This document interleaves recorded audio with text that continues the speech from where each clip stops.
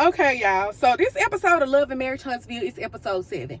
I'm in the car right now. I'm picking up my son from school, and I got like 40 minutes until he come out because the line be super long. But listen, so this is more than enough time for us to talk about Love and Marriage Huntsville, okay? So the episode starts off with Lance meeting Destiny for lunch. You know they haven't seen each other since his surprise baby was announced to the world. And so they come for a sit down, and upon arriving, Lance is like, yeah, I know it's been a while. I know you got some things to ask me, so go ahead. And Destiny was like, Negro. No, Negro. You need to be explaining some things to me. You the one with all the surprises and the whoopsies, right? So he's like, yeah. He was like, I know you heard about the baby. Of course she did, just like the rest of us, which is her problem. And he was like, I really didn't feel like I owed you an explanation because nobody knew. My parents didn't even know. And he claims it was one of those situations where a girl told him that she was pregnant, and he didn't believe it. It was a possibility that it wasn't his. So he didn't want to come out telling anybody about a baby that could potentially not be his. And while I understand that logic, you are dating someone. You claim that you were dating for marriage. You mentioned that in your confessional. So if that were the case, the person that you show up as in a dating situation is who you're going to be in an actual relationship. So it comes down to this. Are you going to be a transparent man who is upfront with information? Because that is what is required for a successful relationship of any sort. I shouldn't have to find out about a possible baby online and I see you or I talk to you every day. So in this case, I'm going to go with Destiny in saying that she was definitely owed an explanation. And even after it happened, you weren't even man enough to come at that point. It was warranted for an apology, right? So yeah, Destiny explained her frustrations with that. And then he said, and before I even get into what he said, this is one thing that I hate when people do. Not just men, just people in general. When you know you have wronged me, hence his side baby that he didn't tell me about and I had to find out about on the internet, instead of him just apologizing for that, he has to bring up, well, I was mad at you too because, at that event, I hired security for the event and you was flirting with the security guard and that's my god brother. Negro, I don't care if that was your great-great-great-granddaddy. Am I your woman? No, I am not. Even with Destiny flirting with the guy, him being upset or feeling away, I understand. But you being upset knowing you had a whole baby, potential baby on the way, you should have just let that ish go, right? So Destiny was like, yeah, your god brother, I didn't know that. You could tell that she was surprised about that part of the news, that was his god brother. But let me tell you how petty Destiny is. Destiny then says, well, I just want to let you know up front, so you won't hear about it from the internet. There was an interest there. And if he were to ask me on a date, I'm here to let you know you heard it first, like AOL Music. I will be going on that date. So I think she said that for a certain reaction out of Lance. But Lance said, who am I to step in the way considering what I got going on? So if that's what you want to do, and if he wants to do that with you, go ahead. I think that took her by surprise. But that's where it is, leave it where you may. That's where that ended.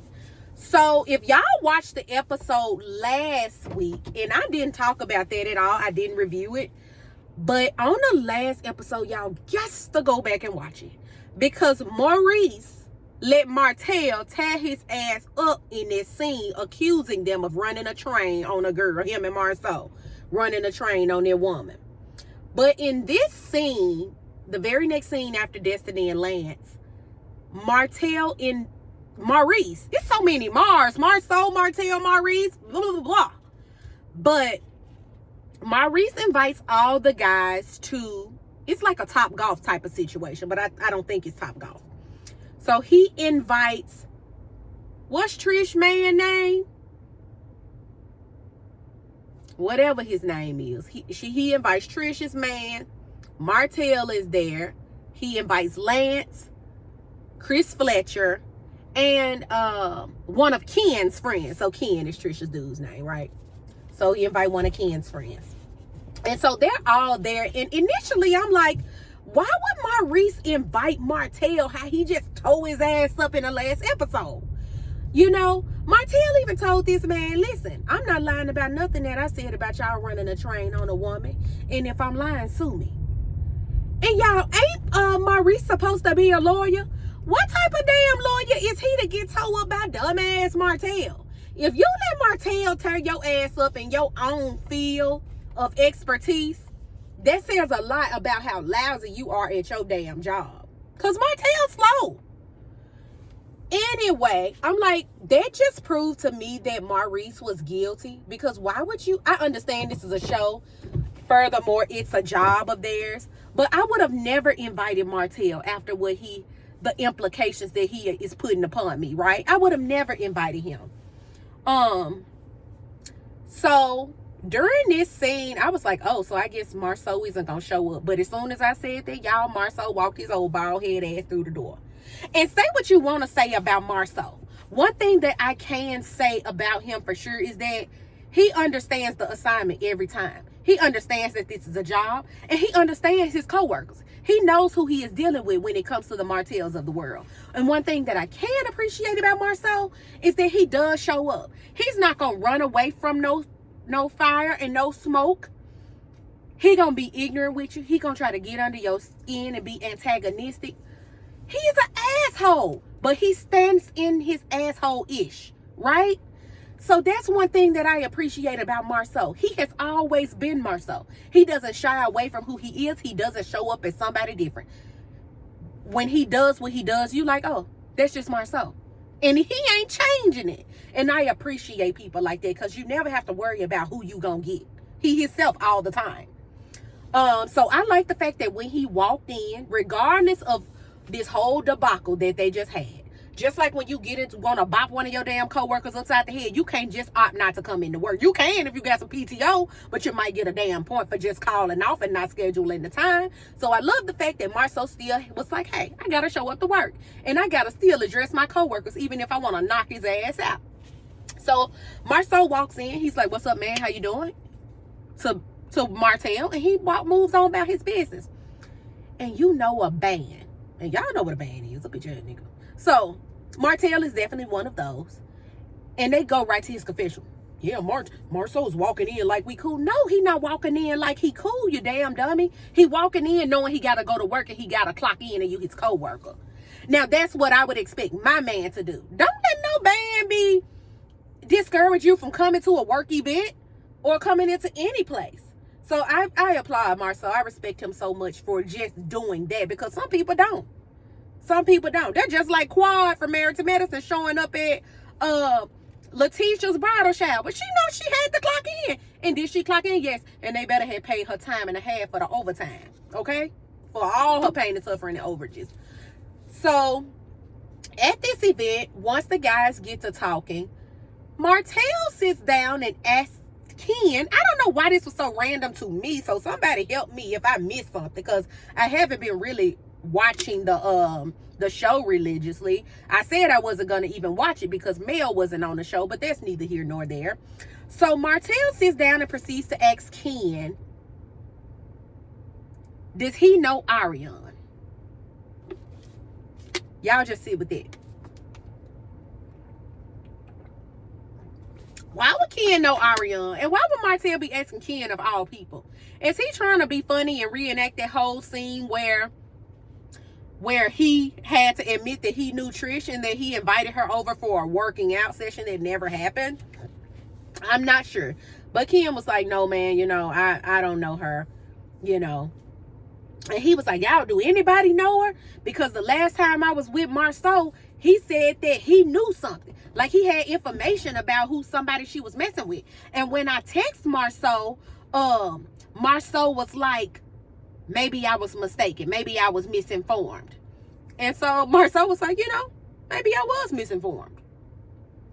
And then Ken's friend hopped in and was like, you know what? I do know Ariane. And everybody kind of looked. And you could see Martell's soul go to his asshole and leave his body, right? And the guy was just playing. I think him being Ken's friend, he was just trying to shake him up like Martell tried to do Ken about Trisha, on the last season. So I thought that was pretty funny.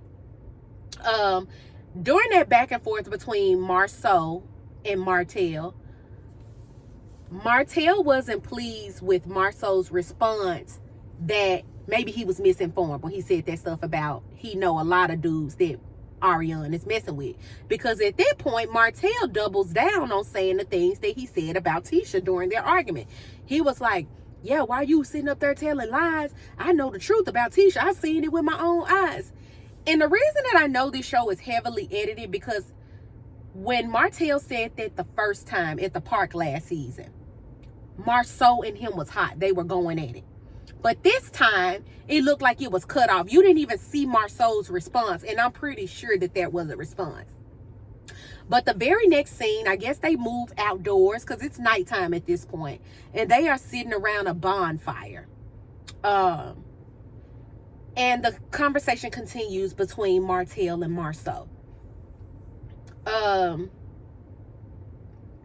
At this point, Martell is telling everybody that he doesn't know how things changed. That's Maurice trying to get, hey guys, we used to be close. We used to be friends. How did we get here? How did we get here?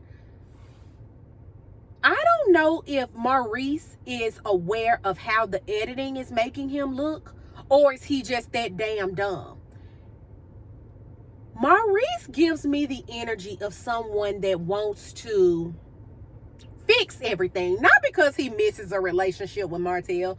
Not because he misses the good time when they can go out and hang out and cheat and run trains on women with one another and keep his secrets from their wives.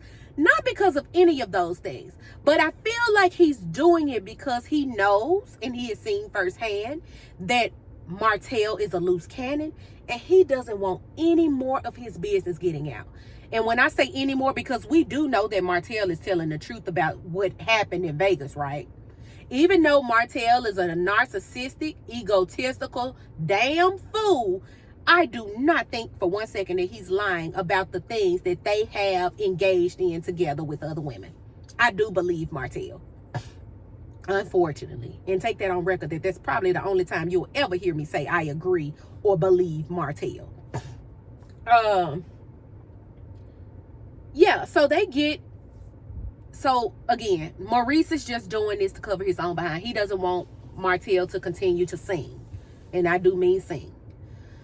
So Martell is in this conversation still with Marceau, and he says, I don't know how this started, because the way we started being friends is, I said we should go into business together and start show.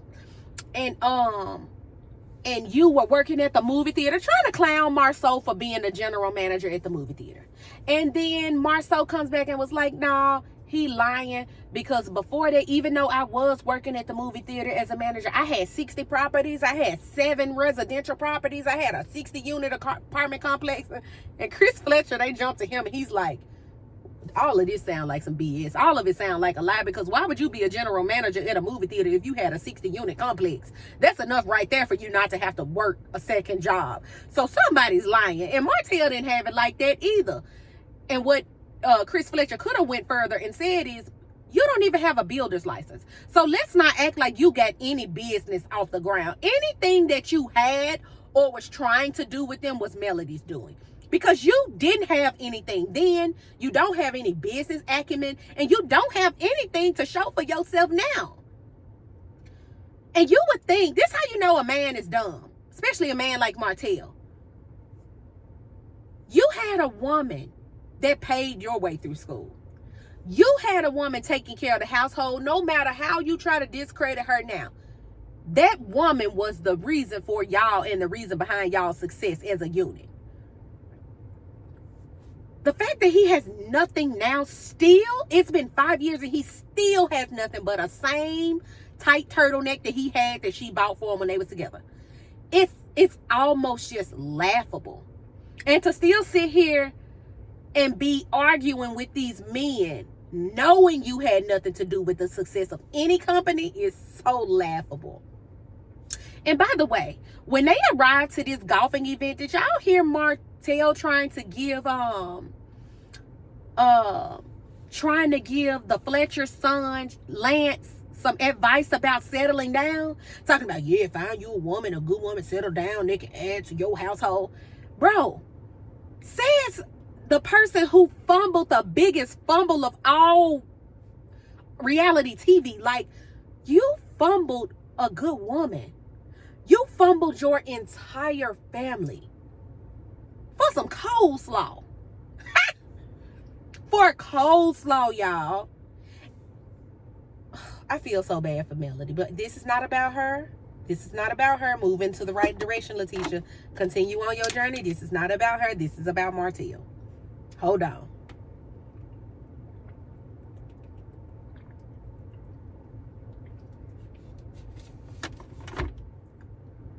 One thing that Marceau did say during this episode about the reason behind this fallout is Marceau's theory is that Martell's shit started to crumble, like his whole world, losing his wife, losing his family, being criticized by the whole US of A and abroad about how stupid he was in his decisions. Seeing where he ended up with what he was cheating on his wife with. And after realizing it wasn't worth it, and now you still stuck with this project that you took on. Now it's your project and you free to do what you want with it. And now you can tell he's trying to force it and get her on this show. It's just not a good look. But Marceau said that Martell is mad because he lost everything. And he feels like, why haven't these guys lost everything? So I'm gonna go and try to drag them down and try to convince their wives that they're doing the same thing that I was doing, which caused me to lose my family, and maybe their wives will leave them too. I agree with that 1000%. And y'all know who it put me in the mindset of? It took me back to Love and Hip Hop, Lil Scrappy. When he realized that Bambi wasn't taking his shit, and you can say what you want about Bambi, but when it comes to somebody leaving your ass the first time you F up, that's a special type of individual. And I'm still under construction with it. Because some of us, myself included, allow people to do wrong way too many times just because you love them. So this little scrappy mentality that I'm getting to, come on y'all, I'm reaching the point. I'm getting to the point. Little Scrappy was like, she trying to leave just because I did something one time. Rashida even stayed with Kurt. Rashida stayed with Kurt. He had a whole baby on her and she stayed with Kurt. Everybody ain't a Rashida. And you are not a Kirk, sir. So I feel like this is the effect that Marceau was saying that Martell has against him and Maurice. That their wives are staying. Even though all of these allegations have come, their wives are staying. Their wives are staying. And he has a problem with that.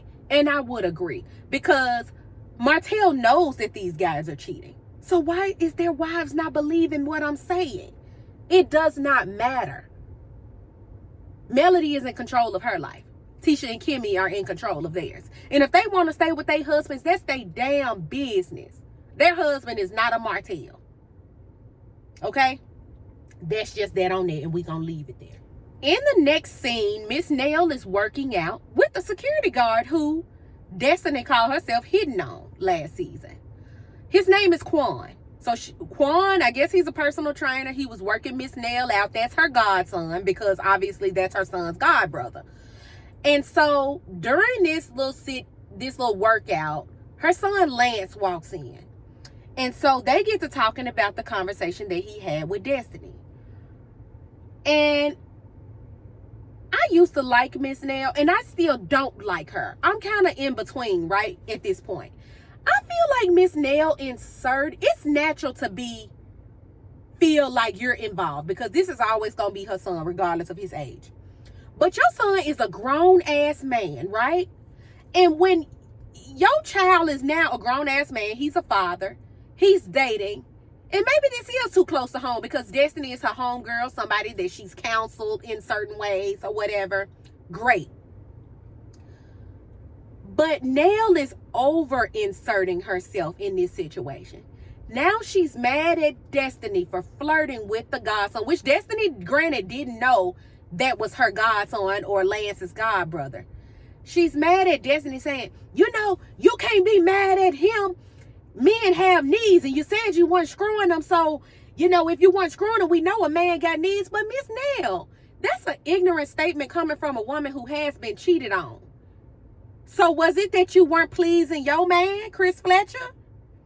I think that's insensitive to say, and I think it's not right to say, and I think it's implying that a woman dating a man has to be having sex with him. And I don't think that's not factual. It's just not.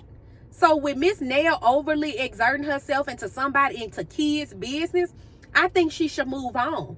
What type of thing? Who gave Miss Nell her certificate? I'm with Tisha when it comes to that. Who gave her this damn certificate? Is this a class you just go on Google and take? It got to be given away for free, because ain't nobody, Nell ain't gave no good advice. She hasn't been portrayed as somebody that I would go to personally for any kind of advice. And that's how that conversation went. They were basically telling Quan, you know, if you decide to talk to her, that's on you. But even Lance was like, I wouldn't like it. Of course, I'm not going to be pro, you know, Quan and Destiny, but I'm not going to stop that if that's what you want to do. And what type of family member of any type would be like, you know, that'll just have to be a conversation? No, nigga. The answer should always be no. The answer should always be no, bro. I'm not coming after you. It's several pretty women in Huntsville. I'm sure Destiny ain't the damn cream of the crop. You know? Couldn't be. But I just thought that was weird that the god cousin wouldn't just say, no, you know, if I know that you just told me out of your mouth that you wouldn't feel good about it, it's say less. It's a say less situation, bro. But he didn't say that. Anyway, moving right along, the next scene, which closes out this episode, Miss Nell sits down with Destiny. And Miss Nell's energy coming into it was very nasty. Miss Nell should be what, about in her 60s? And I ain't saying age dictates maturity, but for you to call yourself being somebody's sponsor or somebody's